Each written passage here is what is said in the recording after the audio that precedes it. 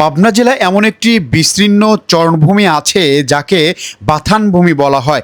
বাংলাদেশের অন্যতম গরুর খামার ও ঘাসের চারণভূমি হচ্ছে এই পাবনাতেই অবস্থিত। এখানে বহু বছর ধরে লোকেরা গরু লালন পালন করে, দুধ দেয়, পশু খাদ্য উৎপাদন করেন এবং এখানকার গরুর দুধ অনেক জায়গায় রপ্তানি হয়, সেটি দেশ থেকে বিদেশে পর্যন্ত চলে যায়। ইতিহাসের পাতায় প্রায় 1896 সালে কিছু জমিদার ও স্থানীয় মানুষ মিলে ভূমি বাস্তু করা শুরু করেন।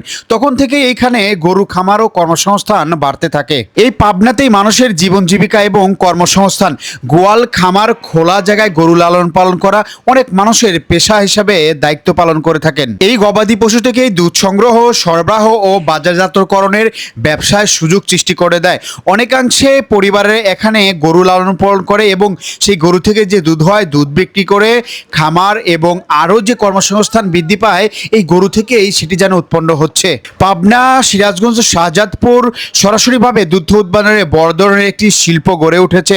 সরকার ও সমন্বয় গোষ্ঠী যেমন মিলভিটা মিলিয়ে হাজার হাজার খামার থেকে দৈনিক লক্ষ লক্ষ লিটার দুধ সংগ্রহ করে এবং এটি দেশের বিভিন্ন শহরে পাঠানো হয়। এর ফলে কেবলমাত্র গরু লালন পালন নয়, দুধ প্রক্রিয়াজাতকরণ, পরিবহন, বিক্রয় ও বিভিন্ন খাতে অনেক নতুন নতুন কর্মসংস্থানের সৃষ্টি হয়েছে। পাবনা থেকে শুরু করে সিরাজগঞ্জ, শাহজাদপুর গরুর বাথানে খামার শুধু গরু লালন পালনের জায়গা নয়, সেটি ছিল এক ধরনের গ্রামীণ কর্মসংস্থানের কেন্দ্র, যেখানে হাজার হাজার মানুষ দুধ উৎপাদন, গরু লালন পালন, পশু বাজার, খাদ্য উৎপাদন, বাণিজ্যিকভাবে কাজ করে জীবিকা নির্বাহের সাথে যুক্ত হয়েছেন। পাবনা, শাহজাদপুর, সিরাজগঞ্জ চরণভূমি হওয়াতে দুধ দহন, পশু দেখা, খাদ্য উৎপাদন, বাজারজাতকরণ বিভিন্ন দিক থেকে মানুষ কাজের সম্মুখীন হচ্ছে।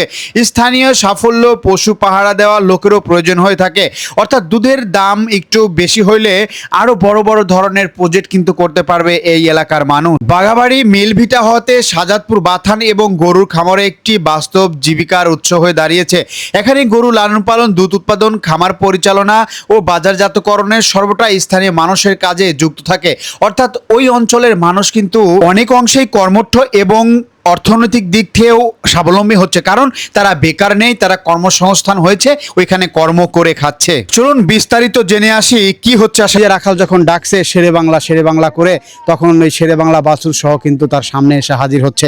এটাই হচ্ছে সৌন্দর্য। দর্শক, আজকে আমরা এসেছিলাম পাবনা জেলা, ফরিদপুর জেলা রেশমবাড়ি অঞ্চলে। এই রেশমবাড়িতে আসলে আপনারা দেখতে পারবেন এখানে শত শত গরুর বাথানে এইখানে কিন্তু প্রতিষ্ঠিত হয়েছে। যারা মালিক রয়েছে তারা বলছে, আমরা যদি সঠিকভাবে সরকারি তত্ত্বাবধান পাই এবং সঠিক পরিচর্যার মাধ্যমে যদি আরও কিছু খামার এভাবে গড়ে তুলতে পারি, তাহলে হয়তোবা বাংলাদেশের যে কর্মসংস্থানের একটি বিশাল দুর্ভোগ রয়েছে, সে সকল দুর্ভোগ হয়তো কাটাতে সক্ষম হবে। দর্শক, আজকে আপনাদেরকে নিয়ে এসেছি রেশমবাড়িতে, দেখানোর চেষ্টা করছি যে গবাদি পশু থেকে এখানে কিভাবে দুধ উৎপাদন করে সারা বাংলাদেশ সহ সারা পৃথিবীতে কিভাবে এই পাবনার নাম সুনাম ছড়িয়ে দেওয়া যায়, সেটি কিন্তু আসলে এইখানে আপনাদেরকে দেখানোর চেষ্টা করছি।